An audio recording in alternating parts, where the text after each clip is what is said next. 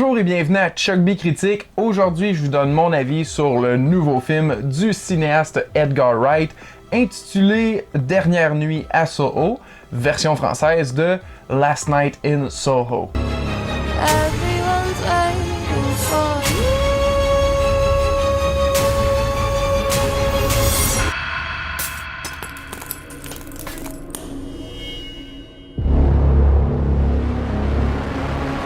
Ça raconte l'histoire d'une jeune étudiante en design de mode qui se voit quotidiennement transportée dans le passé où elle fait la rencontre d'un homme mystérieux. À mon avis, c'est la seule façon dont je pouvais résumer le film pour vous intéresser et intriguer, sans trop n'en dévoiler bien sûr. Parce que c'est un film qui se découvre dans son entièreté, donc j'essaye de moins n'en dévoiler possible sur l'histoire. Ceci étant dit, je peux quand même dire que j'ai trouvé le scénario somme toute efficace et que je suis bien curieux de pouvoir revisiter le film, connaissant maintenant son dénouement. C'est ce genre de film-là qu'une fois qu'on l'a terminé, on le voit d'un œil différent quand on le revisite. Et il faut dire aussi que ce récit-là repose entièrement sur les épaules des deux actrices principales, à mon avis. J'ai trouvé que la jeune Thomasin McKenzie prouve déjà assez de maturité dans sa performance. On la connaît pas beaucoup encore en tant qu'actrice.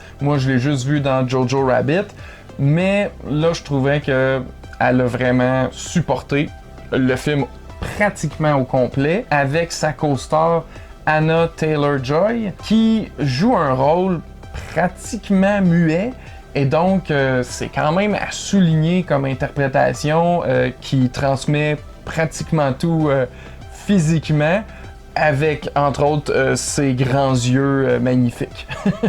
Le fait aussi que ces deux performances-là sont intimement liées donne plus de résonance l'une l'autre, parce que chacune des interprétations des actrices complémente celle de l'autre. Ce qui veut pas dire que les autres acteurs sont pas bons, c'est simplement qu'on les remarque pratiquement pas parce que celle-ci brille de mille feux. Visuellement, le film est magnifique. Sincèrement, il y a une photographie qui me rappelle beaucoup les Giallo, un peu comme l'avait fait Malignant v'là pas longtemps. On a des plans remplis d'une seule couleur, vraiment vive, en l'occurrence souvent le rouge, mais aussi le bleu, qui vient contraster, c'est vraiment superbe. Ce qui fait totalement du sens lorsqu'on sait que la photographie est prise en charge par celui qui a fait Old Boy, l'original, et le très bon Stalker. Mais surtout parce que c'est réalisé par un de mes cinéastes vraiment favoris, Edgar Wright, qui, à mon avis, encore à ce jour, a pas eu de fausses notes dans toute sa carrière. Vraiment. J'ai écouté l'intégrale de sa série Spaced, c'était bon. La Cornetto trilogie, Shaun of the Dead, Hot Fuzz et The World's End, wow! Mon coup de cœur personnel, Scott Pilgrim vs. The World. Baby Driver, qui a vraiment pris de court tout le monde et qui est excellent aussi. Et puis maintenant avec Last Night in Soho, où il nous donne un hommage pur aux films d'horreur des années 60 et 70. C'est vraiment beau. Côté technique, je pense qu'Edgar Wright a quand même réussi certains coups de maître parce que souvent il utilisait des miroirs pour avoir deux personnes qui reflètent les mêmes mouvements en même temps et tout ça avec les autres acteurs qui bougent et une genre de chorégraphie de danse intégrée. Donc, oui, ça c'est quand même à noter en genre d'exploit cinématographique parce que c'est pas aussi éclatant, mais c'est quand même impressionnant. Edgar Wright, si vous le saviez pas déjà, c'est un cinéaste qui montre ses lettres d'amour dans tous ses films, principalement l'horreur, donc c'est pas du tout surprenant qu'il allait faire un film vraiment d'horreur sans qu'il y ait de l'humour dedans. Mais je dois dire que pour ma part, ça m'a un peu manqué. C'est quelque chose que je m'attendais pas. On dirait que j'avais même pas réfléchi à ça en me disant « Ah, ça va être un Edgar Wright, mais celui-là, il sera pas drôle. » Puis non, c'était comme... On dirait qu'il y avait quelque chose de différent, mais aussi qui manquait, parce que tout ce qu'on avait eu de lui avant avait une touche d'humour, là, assurément. Donc là, qu'il n'y en ait pas vraiment, c'était manquant. En tout cas, pour moi, à ma première écoute. Je ne l'ai pas encore revu, mais j'ai peut-être l'impression que lorsque mes attentes d'un nouveau Edgar Wright sont plus révisées quand tu le réécoutes, ouais, peut-être que là, ça va être un petit peu moins choquant comme changement. Mais je peux quand même pas m'empêcher de me dire que on dirait qu'on a eu un Edgar Wright retenu pour ce film-ci. Et c'est pas un cinéaste qu'on connaît pour sa retenue visuellement, avec les histoires qu'il met en place. Tu sais, c'est tout le temps éclaté.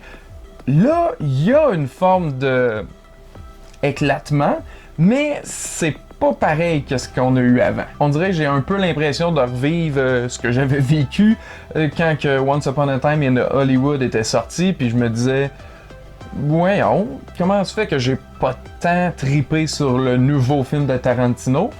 Puis finalement, ben, quand je l'ai réécouté des mois plus tard, quand je me le suis procuré, parce que tu sais, faut avoir la collection, Colin, je l'ai trouvé bien meilleur! Vraiment, vraiment meilleur, pour vrai, là. Donc là, je pense que je vais laisser le temps faire son travail, puis quand je vais me le procurer, je vais revisiter ça, puis je pense qu'il va y avoir un peu plus d'amour, mais pour l'instant, je trouvais quand même que c'était pas le Edgar Wright à son plein potentiel. C'était Edgar Wright qui essayait quelque chose d'un peu différent. Et je trouve ça très honorable et honnêtement assez réussi pour de vrai. On a en même temps une histoire d'horreur qui est classique et pas du tout classique, vraiment dans sa forme. Puis les éléments qui sont effrayants, ben, honnêtement, je les ai trouvés franchement différents avec quelque chose de nouveau. Donc ça, c'est quand même apprécié. Et chapeau aussi au compositeur musical qui s'est occupé entre autres de Baby Driver et Scott Pilgrim,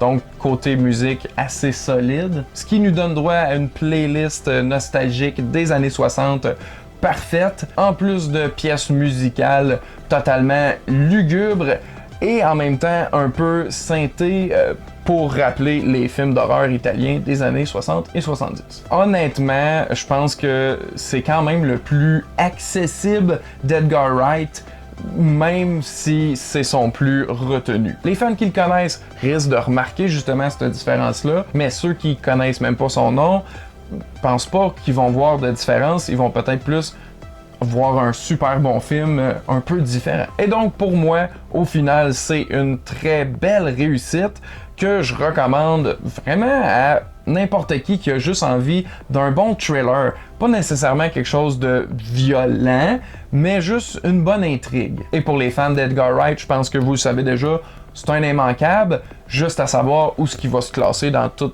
votre ranking de ces films. Mais pour l'instant, si vous l'avez vu, j'aimerais bien ça savoir ce que vous en avez pensé. Alors dites-moi ça s'il vous plaît dans les commentaires ci-dessous. Alors sur ça, je vous dis un gros merci à tous et à la prochaine!